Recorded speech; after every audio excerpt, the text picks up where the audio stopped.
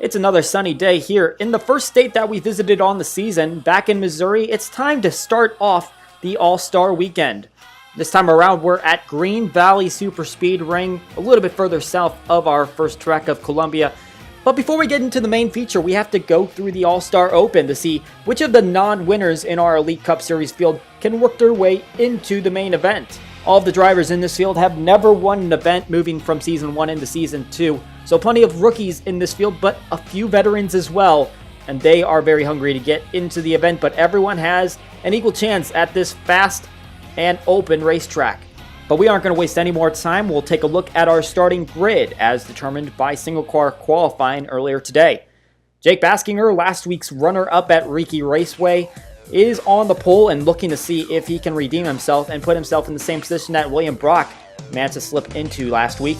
And Dale Jr. Fan 8883 on pace to win that thing and then wrecked himself with just a few laps remaining under caution and now looking for some redemption. He'll start on the outside. Zachary Fitzwater Sr. not having a great year in points, but he led his first lap last week and looking to see if he can build off the performance it looked like he had. And Aiden Shepard was able to move himself back into the top 10 in points to start on the outside of row 2. Mitchell Mark has no top 10 finishes so far. He'll start in place number 5, and David Davidson led a ton of laps at Pikes Peak, was not able to finish it off, but he'll start on the outside of row 3. In row number 4, we have both of the Noahs in this series. Noah Ponser has two 12th place finishes in a row coming into this race, and Noah Kars is the highest placing in this qualifying session among the veteran drivers. Eric Van Arsdale wasn't able to win a race last season, but as an Amateur Cup Series driver this year, he gets a veterans provisional for this being the first All-Star event. Starts on the inside of row number 5, and on his outside, Adam Mundinger, who dropped a bit after his accident at Riki, but still top 10 in points. John Arndt was a Championship 4 contender last season, but still has not found a victory. He'll start in place number 11. In place number 12, Ryan Maiden, who had a big crunch at Riki Raceway in that first accident, looking to see what he can do today.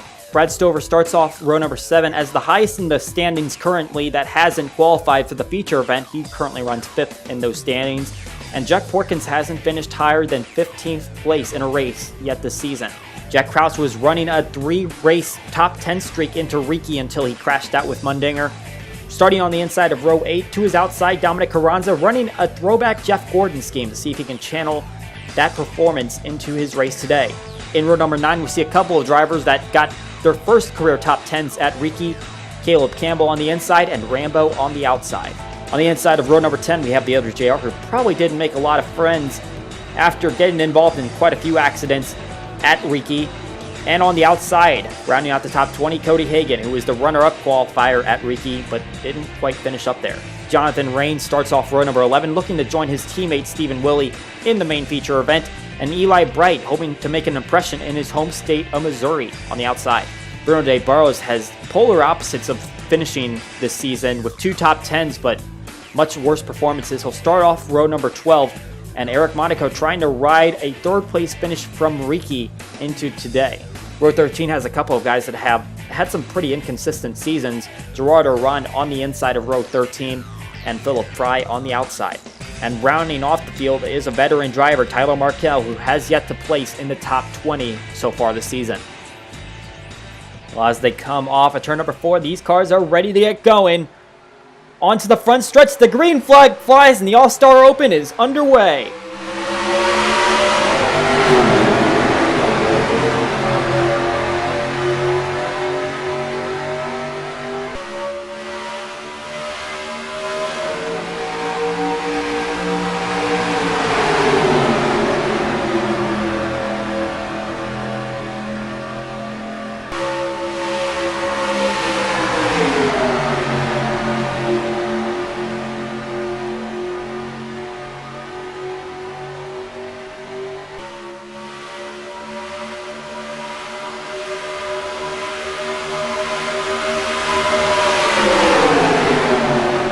Jake Baskinger able to lead that first lap in this segment, but obviously it comes down to who can lead the last one. We've got 3 segments in this open race. There are 20 laps in the first 2 segments and 10 in the third. The top driver in each segment advancing to the main feature. And we'll also have our fan vote winner announced after segment 3 concludes. So we'll have 4 drivers out of this open race that will transfer into the main feature. We have 12 already qualified. Now we'll see which 4 will contend with them. Eric Van Arsdale could be one of them. He's already up to the front, but so far in 2017, made 3 starts in the Elite Cup Series as a part-time qualifier from the Amateur Cup Series and average finish of 35th. And obviously, he was running up in 2nd place at Riki, and then the bizarre crash at the very end of that one ruined his day as he was plowed into by Julio Cesar and Bruno de Barros. Now looking for a little bit of redemption, running up here at the front, could have it now. John Arndt, another driver that wants redemption. He is running 8th place right now, 6th place in the points, but as a Championship 4 contender last year, never won a race. Able to point his way into that top 4 without ever winning a race. Didn't even qualify for the chase with a win. Had to do it on points. So a very consistent driver, and obviously up in 6th place in the points now. Didn't have a great day at Riki, but still showing that consistency can do wonders for that number 05 driver. And he has managed to also point his way up to the front, but Mitchell Mark looking to his inside. A very tight pack so far, and that's what we're going to see a lot of in this racetrack. And we don't even have a full field right now. We're going to see 42 cars in total next week when we run at the same racetrack. That one will count for championship points. We got reports. There's a wreck in the back, and there it is. Eli Bright over and tumbling. Just takes a flip off the inside wall, but that will bring out a caution, and multiple cars wrecked in this one. The other JR and Jack Porkins, 2 RPG7 Motorsport teammates. Graddon's already in the show. Eric Monaco and Philip Fry back here. Coming down to the caution flag, Carranza and Fitzwater next to each other. I think I think that was Carranza actually that got that. Fitzwater will settle for 2nd, but at the moment he is still alive in this one as a multi-car accident in the back of the field. These cars all going 3 wide in this big loop, and obviously it's not a typical racetrack. It's more circular based, but there is that front stretch that keeps it from being a pure circle. They are trying to get ordered back up. There's a little confusion on the running order, but it does look like they are coming down a pit road, so I think while they're under caution, they want to take care of their pit stops, but there's still a lot of difficulty determining the order back there, and not too much to debate right here. Carranza and Fitzwater were definitely the top 2 spots, and it looks like Carranza did win the battle back to the front, and Cody Hagan actually stayed out. That's an interesting play. I wonder if he's trying to extend his fuel mileage, maybe taking the next lap down. He might sacrifice position to ensure that they'll get to the end on fuel. So maybe they're not in the window that they want to be in, but most of the field is coming down, but obviously not all of them. There's a few more cars up there. I think that was Shepard and Mark, Arndt, Dave Barrows, Oran.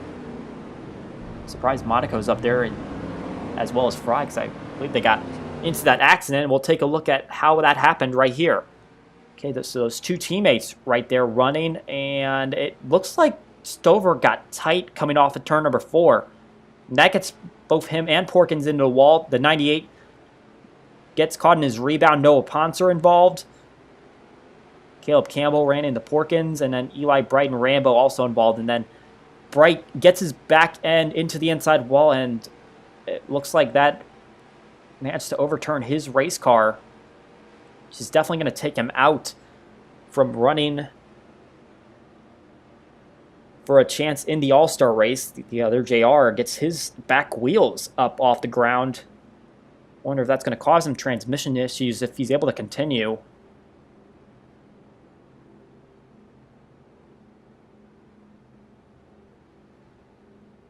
We will not be showing the drivers as they go out, but rather those that get eliminated by each segment. Riding on board Bright.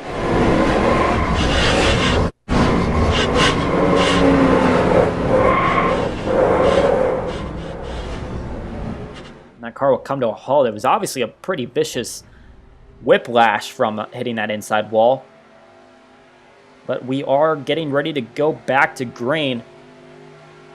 We'll have commercial-free coverage during in-race action. We'll make pauses during the segment breaks, but back to green flag now. Cody Hagan at the top spot.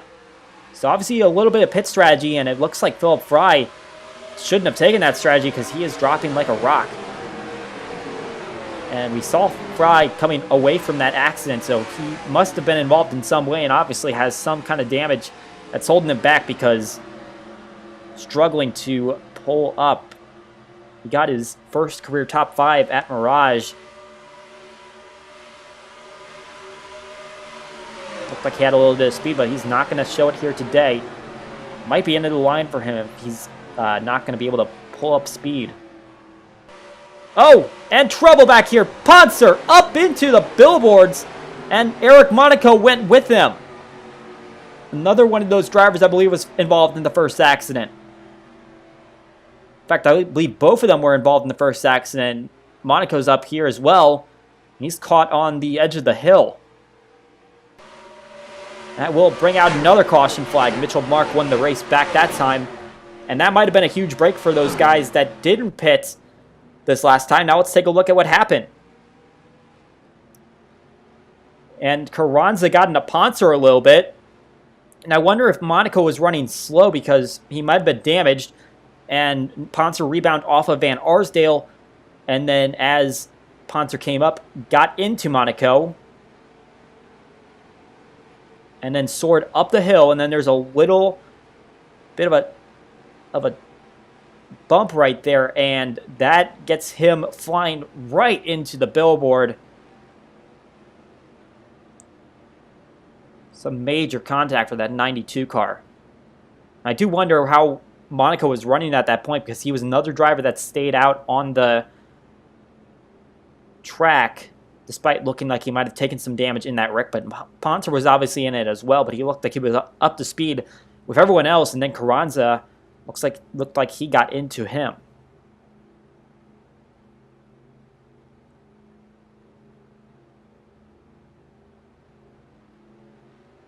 Take another look. Does seem like the rest of the field is going underneath Monaco at a faster rate of speed.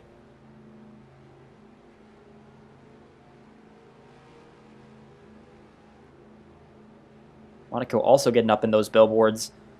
I think his car was possibly drivable. You see him just trying to get down the hill, but then he just kind of runs out of real estate because he's going to hit the bottom there real soon. And then, actually, this was under caution period. I don't know what was happening there. I think Arndt was meant to stay out on the racetrack. I don't know if Mark was planning to do the same.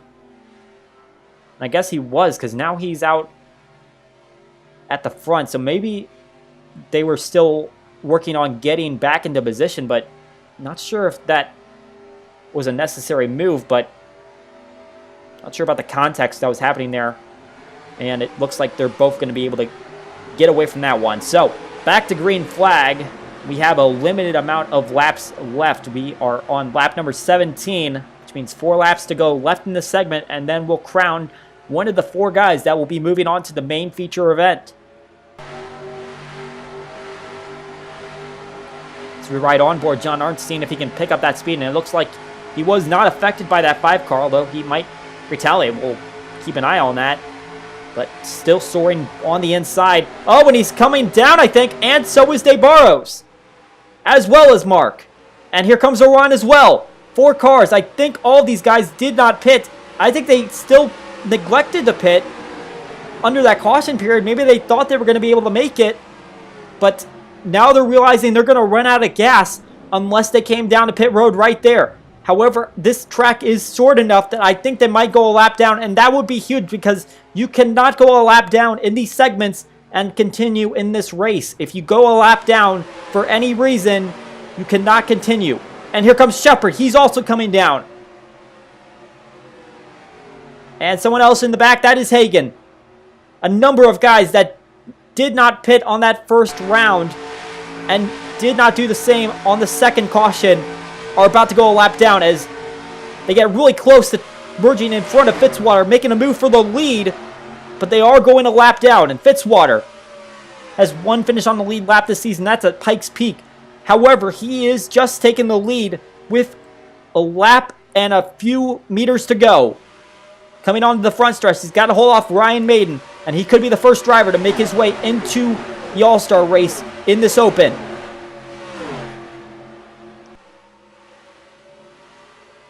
Aiden Shepard going a lap down. Ryan Maiden on the heels of Fitzwater looking to the inside. It's going to be a tight battle to the finish line.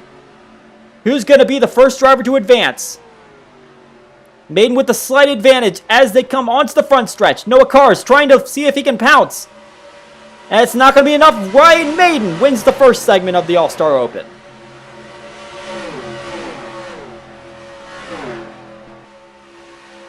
Nice battle there at the end. The 99 car going to be able to move on to the All-Star race. And we'll be right back with segment number 2 after we get this field reshuffled. Take a quick commercial break and we'll be right back with more NFRN All-Star coverage.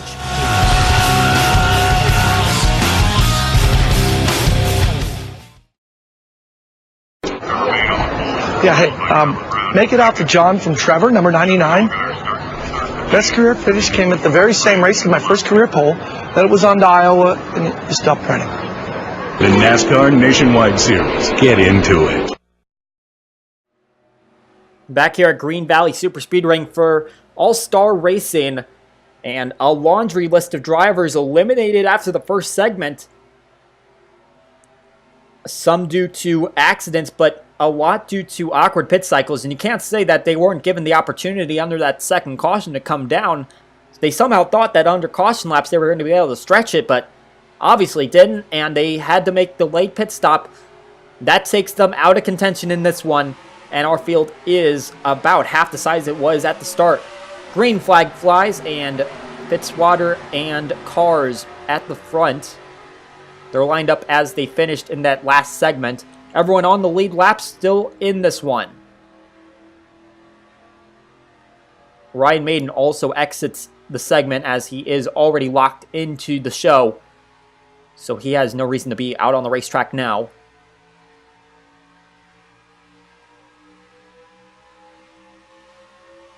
All these guys were given a little bit of a break to repair those cars. So anyone that was involved in an accident got some extensive time to try to make repairs. And so guys like the other JR and Jack Porkins, those teammates right there, had a lot more time to make repairs and try to keep themselves competitive. And obviously they're running that bottom line right now, so they're trying to see if they can make the move to the front. We see Davidson now contending with Fitzwater for the lead. But the lap counter resets. We're back to another 20 laps in this segment. Now Caleb Campbell coming to the inside, making it 3 wide across the line.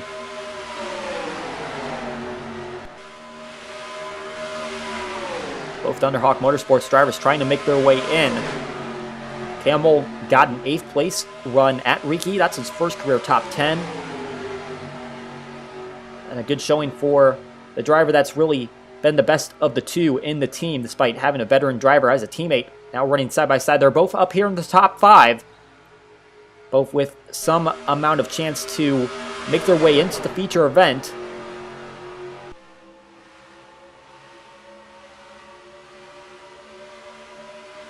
Still plenty of laps to go, and seeing who can make the moves to get there. One of those drivers making that move is Tyler Markell. He moves to the inside and now inherits the lead off some of these front rows. We haven't talked about him much this segment, or throughout the race rather. But he obviously, as he made his move to the outside, he got swept up by this flood of drivers to the inside.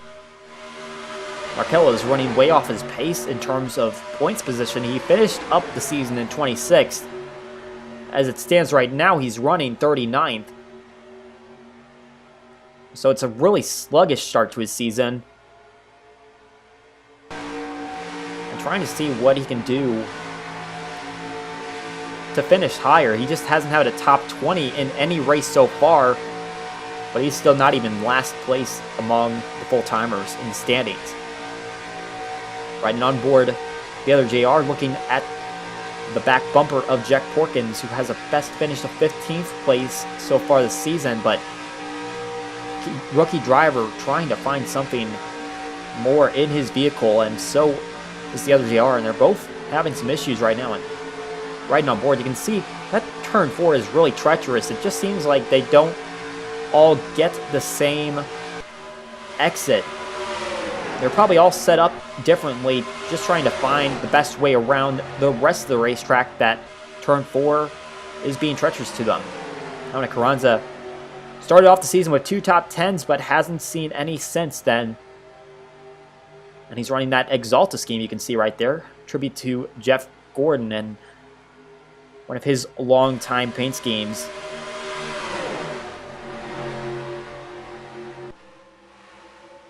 Oh, and 76 car was on that inside, but he got held up a little bit there. I think he might have had to let off the gas.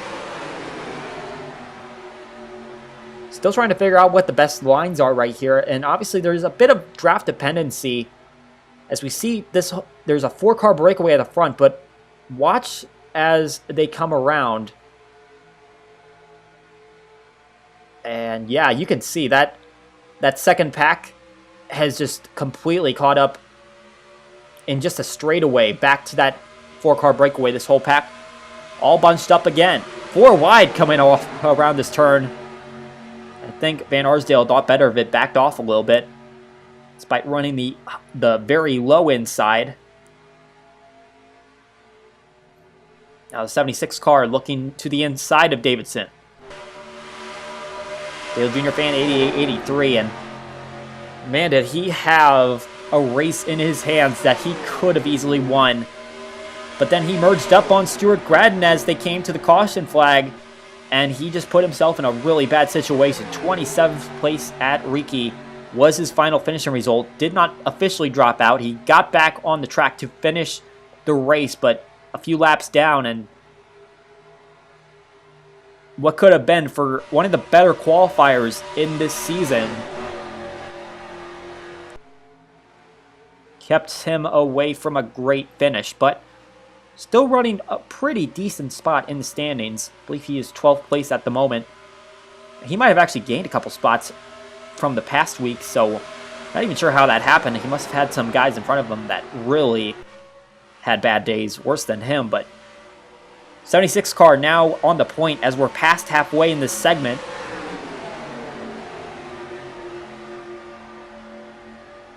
Yet to see a crash, and that will likely mean that we'll have to see some green flag pit stops at some point, considering that they did come down under caution, and some did have to end up coming down under green, under the belief that they were not going to be able to make it. So I would expect that they're not even going to try to stretch. There's probably going to be a green flag pit stop at some point in the near future. I believe that the guys that did have to come down under green pitted around lap 18. I think it was between laps 17 and 19 that the guys that elected to stay out came down, and obviously there was some stretch under caution, and yes, we are going to see drivers coming down right now, but I think there's contact, and yes, there is! Philip Fry going around. Oh, and more trouble. Noah Carr's in there. So is Jet Kraus. I think Jake Baskinger was a part of that. I believe Fitzwater as well. Ooh, Noah Carr's, I think, actually clipped the inside of that wall and almost hit Philip Fry as well. Jack Kraus could not get down to pit road. Everyone's coming down anyway, with the exception of Kraus.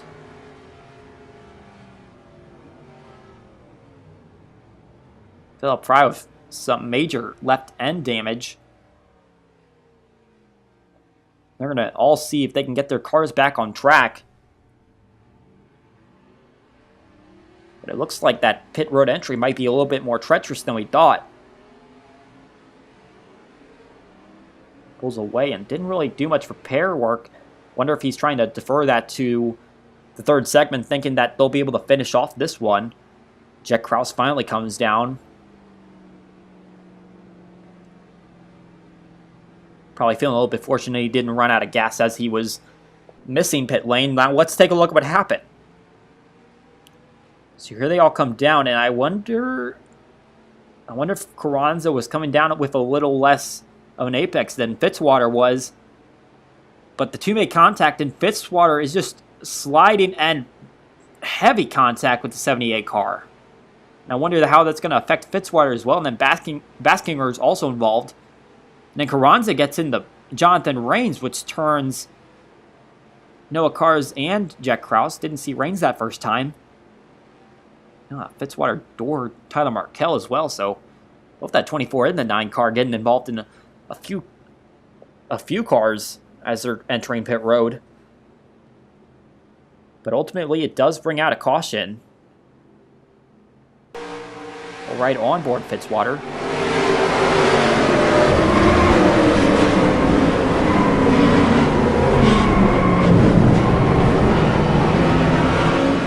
Contact with the 48 wasn't as severe as I thought it would be, but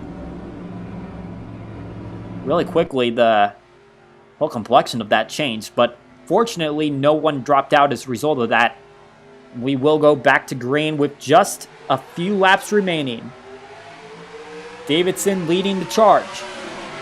Dale Jr. fan 88-83 on his back bumper.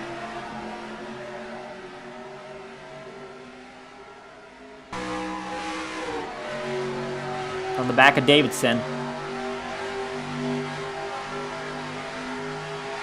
The 11 car has not had a great year in points. And he would love to see if he can make something go his way momentum-wise if he can get into the main All-Star race. But the 76 car is coming up fast, and he's going to his inside. He is not going to give up that easily. 2 laps to go. Van Arsdale comes down, drafts off the same line. And the 76 car gives up the line, and 27 to the point. Eric Van Arsdale, a 2-time Champions League winner, but hasn't won an Elite Cup Series race, and now down in the Amateur Cup Series. Davidson cuts down below the 76 car. And here comes Jack Porkins as well. White flag on segment number 2. Davidson making the move to the inside, and Jack Porkins also coming with them. Porkins was running at the back of the pack for a lot of this point, and now he's setting himself up, but can he make the move on Davidson? Does he have the momentum? And they're making the inward turn toward the front stretch. Porkins has to make a move now if he has any chance, but he's not going to do it. David Davidson gets segment number 2.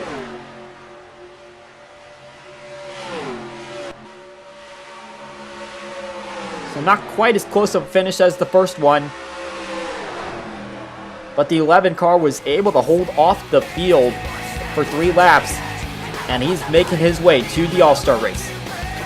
Back to another commercial break, and we'll be right back with segment number 3.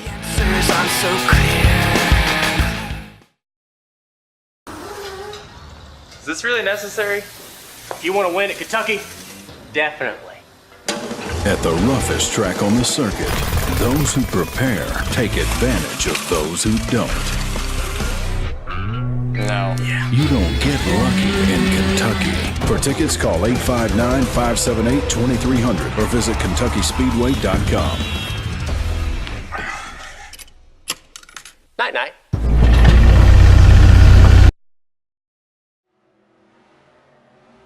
Back in action here for the All-Star race weekend. In the midst of the All-Star Open, David Davidson wins segment number 2. He's removed from this field, which did not see anyone drop out. Car is able to get their repairs done, so anyone that crashed in that pit road accident should have a clean car now. But coming down, they're going to get the green flag right here. And Jack Porkins, Jonathan Rains ready to take off, and they're going to start off this 10-lap segment. We'll see our final 2 drivers advance here. We'll see the top driver as well as our fan vote winner. And it could even be someone that's not even in the race anymore. They'll have to pull out their back car, and they will be allowed to do that if they're one of the drivers that have already been crashed out. If they went a lap down, they'll hopefully maybe still have a clean car. But Jack Porkins up here. He did not make the move on Davidson to take the lead and get the transfer spot on that last segment. But now he leads the field on this one. But his teammate, the other JR, coming to the bottom, as well as Dominic Carranza. 3 wide for the lead, almost 4 wide, and maybe even 5 wide. But Tyler Markell did not get the momentum. He drops back and takes Fitzwater with him. Now an 8-car breakaway up here.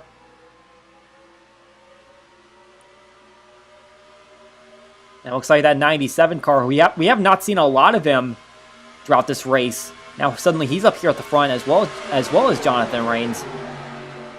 Don't know if I really mentioned those guys at all this race.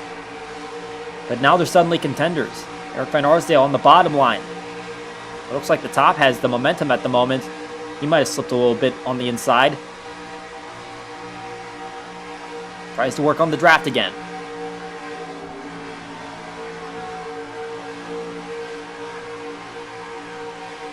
That 27 car is desperate for a good finish, and fortunately he's all right after being put into the wall at Grand Detour. That was our last racing action in the NFRN, and he was able to avoid getting any type of probation. Sounded like league officials could have considered having him on probation, but given a penalty that was, or rather a non-penalty from an incident last year at Brooklands where he was robbed of a potential victory, he got given pretty much a slap on the wrist. And now trying to see if he can just work his way and put that all behind him, because he's now soaring to the front as we approach the halfway point in this segment. And now we have 3 veterans up here, all contending for that top spot. They're all pretty disappointed that they weren't able to win a race at all in these past 31 that they've had. Noah Cars is your class winner, so he's obviously won an event, but he doesn't have any points paying wins. And so he's obviously not going to be able to get into the All-Star race. He's going to be able to get in every class he wants to run for being the victor there, but the All-Star race does not work under those terms. He's got to win an actual race, or he's just got to win one of these segments or the fan vote. And in 4 laps, we'll know the winners of both of those. Van Arsdale had the win. Oh! And he got a little bit loose. And sorry, I meant the lead, not the win. But he just got a little bit touched right there to wiggle down to somebody. I wasn't sure. I can't remember who that was. Mine was in a different place right there, as that happened pretty suddenly. But I did see it happen. And these guys are not holding back as we hit 3 laps to go. They are all working for that top spot. The 76 cars back up into that area, and he's been there before, but Carranza and Cars making it 3 wide. And they want it now.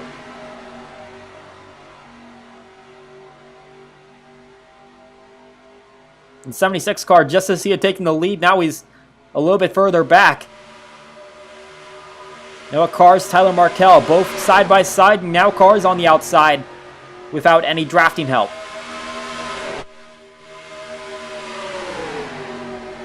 His teammate Caleb Campbell making it 4 wide and more contact. 77 and 24. And could have gotten a little bit of help from the 76 as well. And they're getting back on the front stretch. This is going to be the white flag lap. Tyler Markell leading the field so far.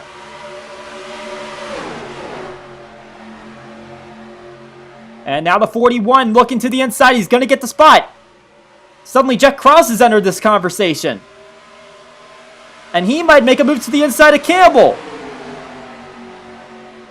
Another intense finish could be coming up right here as the 34 is at the quarter panel of Caleb Campbell.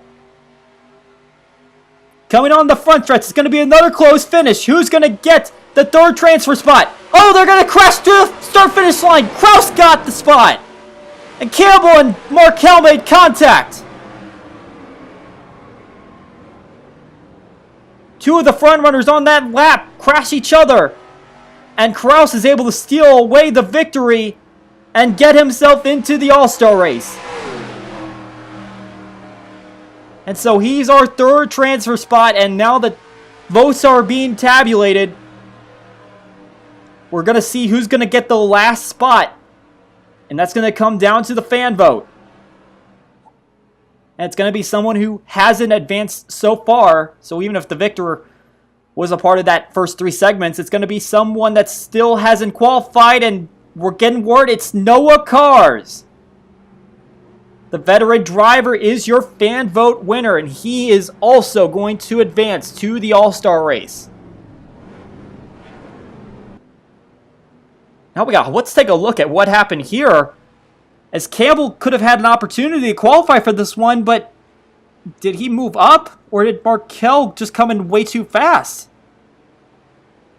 Either way, the 41 car goes around in the 34, not even close as he crosses the line. This 97 gets involved in this one. Oh, the 76 got crunched up there. And he'd had great runs throughout this entire race. And it's going to end up in a wrecked race car.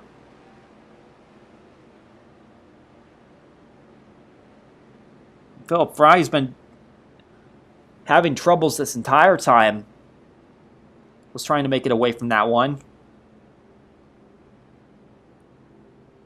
76 car is going to come to a halt. 97 was able to get away. On board Markel, let's watch this.